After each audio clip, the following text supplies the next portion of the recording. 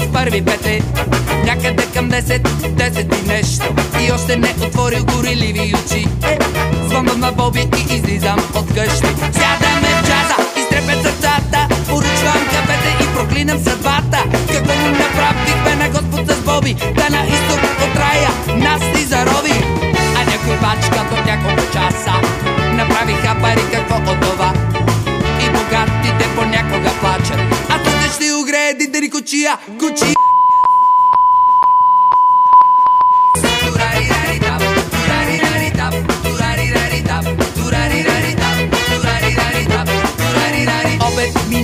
Минават колите, по масата пазят бавно 2-3 мухи. И сами тука поглеждаме Боби, дай да палим гумите и към Хавай. Знаеш ли, брат, хората на запад колко ти имат само за час? Толкова, че тука с тия парички кафеце ще жули 4 пети. А нека работят здраво маймуните, не се става така лесно, човек. А ние с Боби работим над себе си, над себе си и пием кафе. Да, кафе. А ние с Боби двамата пием кафе. А ние с Боби двамата пием кафе. А ние с Боби двамата пием кафе.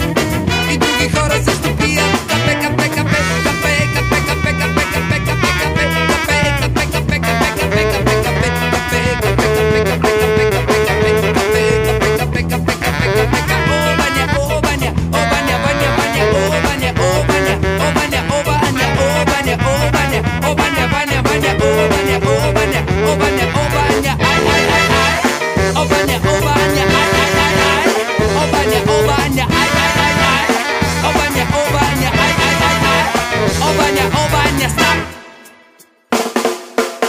Настава вечер и месец изгрява, звезди отсипат свода небесен.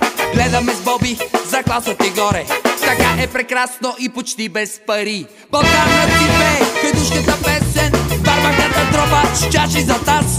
Колко му трябва на човека, бе, Боби, небето, звездите и чашка кафе. А ето ги другите връщат се от работа, за филма бързат, спират ръка. Денят им завършва с първа програма, а живота е миг във вечността. Във вечността.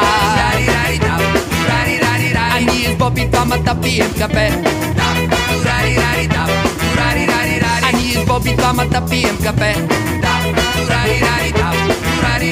А ние с Боби двамата пием кафе. И други хора също пият кафе, кафе, кафе, кафе, кафе.